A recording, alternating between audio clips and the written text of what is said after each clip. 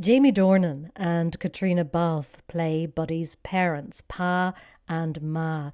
Jamie's character works away in England. He's a joiner and he comes home every couple of weeks. And Caitriona's character rears Buddy and his older brother. Before we started chatting, I was a bit too shy to put on my camera. The house was a bit of a mess. There was a dog. I had no makeup on. Yes, all excuses. So I had a bit of explaining to do that it was actually radio. Was that our side that done all that? There is no our side and their side in our street. Well, there didn't used to be anyway.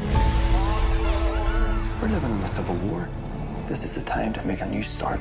My ma says if we went across the water, they wouldn't understand the way we talk.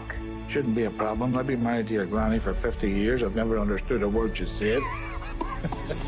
No, it's okay. I'm radio, so you don't have to see me. It's just paint pictures with audio. I demand to see you, Marie-Louise. On TV. God, every woman's dream. Caitriona, how are you? Good. How are you doing? Welcome to the Culture Cafe and greetings from Belfast. Lovely to be About you? here with you, about you. Here, I have to say, as I said to Judi Dench this morning, she fairly nailed the Belfast accent, and Caitriona, likewise for you as well. Did you get tips from Jamie and Sir Kenneth and Kieran? I just had Jamie ridiculing me the whole time, so it was just a level of fear that I had at him taking the piss out of me that kept me on the straight and narrow. Good. Well, no better man. It's a beautiful film and quite surprising because I knew that it was going to be black and white, but I didn't expect all the colour at the beginning. I didn't expect to see, the shots of Belfast today. And Jamie, I think that's what really just sort of meant even more to me that Sir Ken wasn't just taking this nostalgia trip down memory lane. He was showing the city as it was now. Was that did that mean something to you as well, being from here? Don't recall that being in the script at the beginning, so I think it was the first time I saw the film. I knew they'd gone to Belfast and shot a load of footage there, but I didn't know how it was going to be sort of collected and how it's going to be used. But what's lovely about that is you see the progress, you see how flourishing that city has become and how cosmopolitan and brilliant it is now. Is it still massively troubled and massively divided? Yes. Do they still have a ton of work to do? Yes.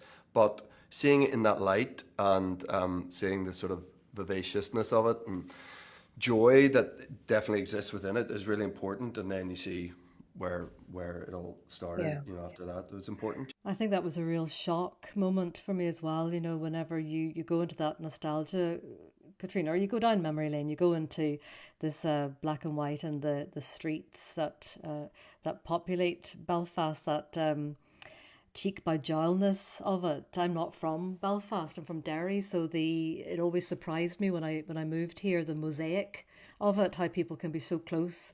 I just wondered as well for you, the part, what did you like about the part that you took on? What did you want to portray of this mother? Oh, wow. I mean, God, it's so beautifully written on the page. The empathy and the compassion that Ken has for both of his parents and their journey. But what I loved was how he got the importance and the significance of the role of a mother in all its capacities. And not just the role of mother, but her role as a wife, her fears as an individual. It wasn't just as sometimes these roles can be. It wasn't one note, it wasn't two-dimensional. She felt fully encapsulated, which was really beautiful. And there's a lovely moment as well, Jamie, and again, just because of the writing of it, where you as the father turn to your wife, to Caitriona, and say, I recognise that you've done all this rearing of the children while I've been over in England working. I thought that was quite remarkable.